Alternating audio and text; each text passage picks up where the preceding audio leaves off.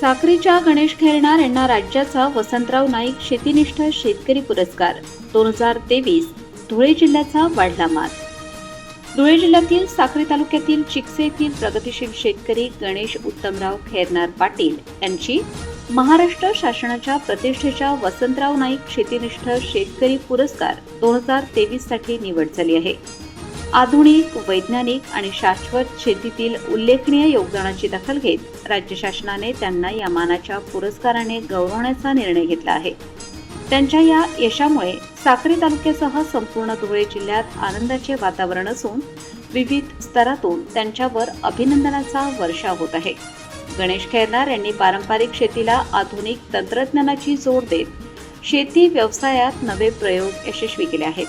उत्पादन वाढ, नाविन्यपूर्ण शेती पद्धती, गुणवत्तापूर्ण लागवड, साहित्याची निर्मिती आणि शाश्वत शेतीचा प्रसार यामध्ये त्यांनी उल्लेखनीय कामगिरी केली आहे।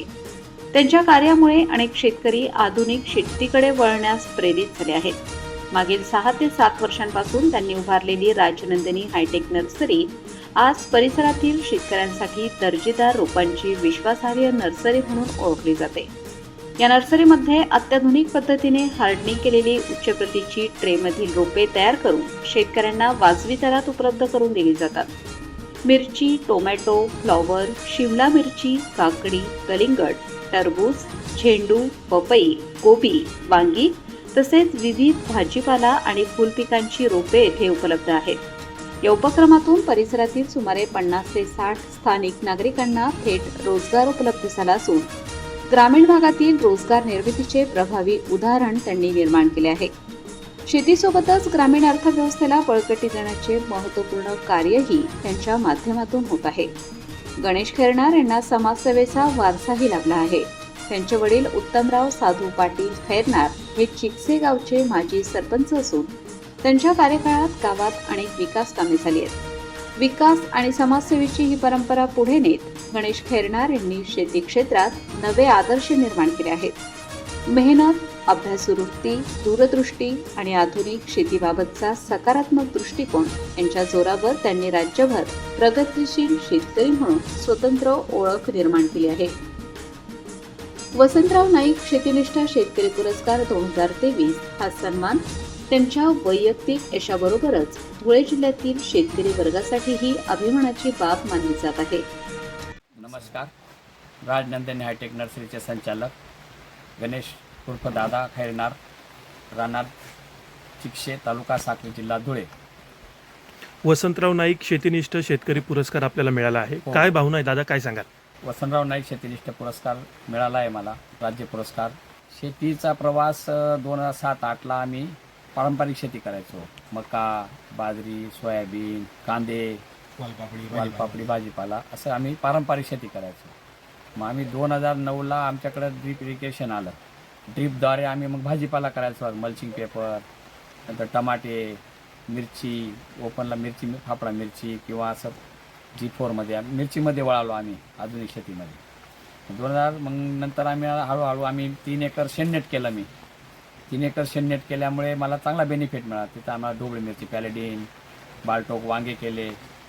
वांगे पण पूर्ण खोक्या पॅकिंगला, मुंबई वगैरे रेट चांगली मिळाली आम्हाला, क्वालिटी चांगली राहिली। मग क्वालिटी आणि क्वांटिटी होती आमच्याकडं, त्याच्यामुळे व्यापारी बी जागेवर येत गेले। आमची आधुनिक प्रगती पण चांगली होत गेली। हळूहळू मग मी आता 7-8 वर्षापासून नर्सरी व्यवसायाकडे वळालो। म्हणजे शेतीला जोडधंदा काहीतरी करायचा बुवा असं म्हणून मग आम्ही दुग्ध व्यवसाय, नंतर नर्सरीकडे वळालो। मग 7-8 वर्षापूर्वी राजनंदिनी हायटेक नर्सरी आम्ही उभी केली। त्यानंतर आम्ही 3 राज्यांना रोपं देतोय, गुजरात, MP, महाराष्ट्र। घरपोच सेवा, घरपोच डिलिव्हरी करतोय आम्ही। आणि शेती पण पारंपरिक आता आधुनिक शेतीकडे वळालो आहे आम्ही। त्यानंतर आमचे शेणनेट आहेत, केळी पण आहे माझी 2-3 एकर, कांदे आहेत 10-1 एकर। त्यानंतर आता मागच्या 2 एकर शेणनेटमध्ये काकडी लावलेली आहे, मोरदेव 112 व्हरायटी म्हणून आहे। फार तिचं उत्पन्न चांगलं निघालं। जवळजवळ आत्तापर्यंत 1-1.5 महिन्यात म्हणजे 35-40 टन माल आत्तापर्यंत निघून गेला। सरासरी 25, 20, 22 रुपयाचा रेट मिळाला आम्हाला।